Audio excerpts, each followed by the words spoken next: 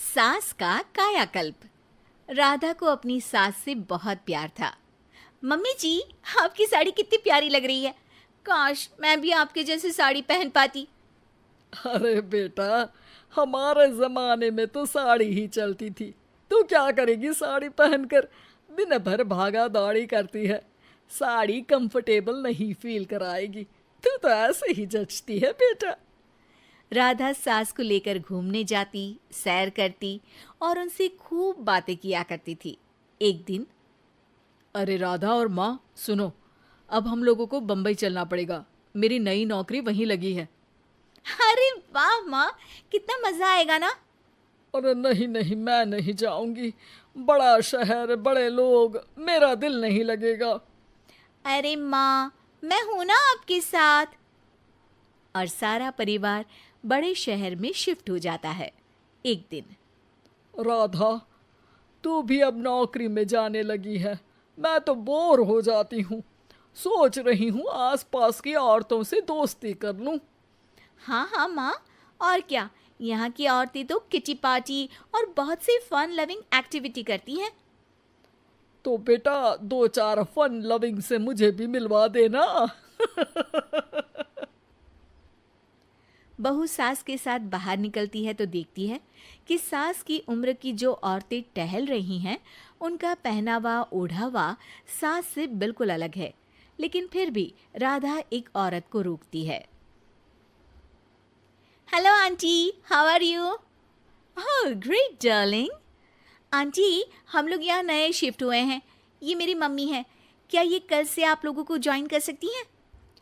वो औरत सास की तरफ बड़ी ही अजीब नजरों से देखती है, फिर कहती है, अब ठीक है, कल से भेज देना। सास समझ जाती है कि उस औरत को वो ठीक नहीं लगी, लेकिन फिर भी वो कुछ नहीं बोलती। अगले दिन, अरे माँ, अच्छी सी साड़ी पहनकर तैयार होकर जाइए। आपको आपकी दोस्तों के पास जाना है ना। और नहीं नहीं, मैं सोच रही हूँ घर पर बैठकर टीवी देखूं। वैसे भी रामायण का नया एपिसोड आएगा। नहीं माँ, आप जाओ ना, लोगों से मिलो, बात करो, अच्छा लगेगा।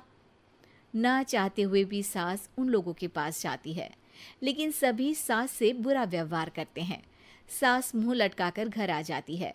बहू समझ जाती है कि सास को कुछ हुआ है। वो रोज सास को पार्क में भेजती, लेकिन सास रोज मुंह लटकाकर वापस आ जाती। क्या हुआ माँ, आप बाहर जाकर खुश नहीं होती हैं? अरे बेटा, खुश तो हूँ लेकिन लेकिन क्या माँ, आपको तो लोगों से मिलना, बातें करना अच्छा लगता था।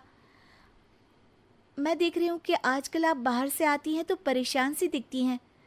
सास कुछ नहीं कहती, अपने कमरे में चली जाती है। अगले दिन राधा चुपके से सास के पीछे पार्क में जाती है।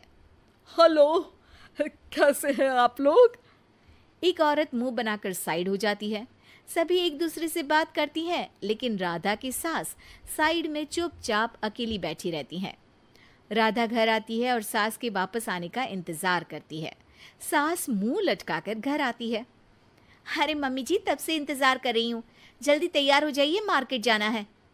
राधा सास को लेकर बाजार जाती है और उन्हें कुछ मॉडर्न कपड़े दिलाती है। अगले दिन सास उन कपड़ों को पहनकर पार्क में जाती है। Oh my God, you are looking gorgeous. Beautiful top, कहाँ से लिया? हे, मेरे घर में कल किटी है, तुम जरूर आना।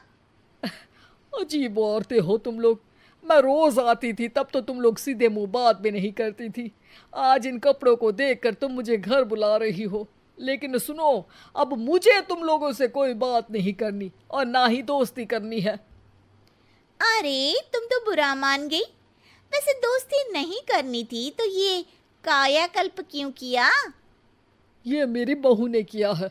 मैं यहाँ सिर्फ ये देखने के लिए आई थी कि तुमको मुझसे समस्या है या मेरे कपड़ों से।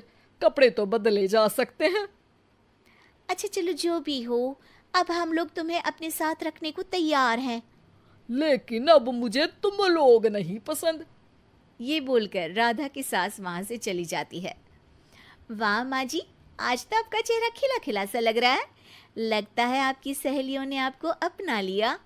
हाँ, वो तो अपनाना ही था। दिखावे वाली जो है वो, मेरे कपड़े बदलते ही उनका दिल बदल गया। लेकिन आज मैं उन्हें मना कर आई, अरे क्यों माँ जी? क्योंकि उन लोगों को मुझसे नहीं मेरे कपड़ों से दोस्ती करनी थी। वैसे मेरे पास तो तू है ना, मेरी प्यारी बहू, मुझे किसी की जरूरत नहीं है। अरे नहीं नहीं माँ जी, आप ऐसा क्यों सोच रही हैं?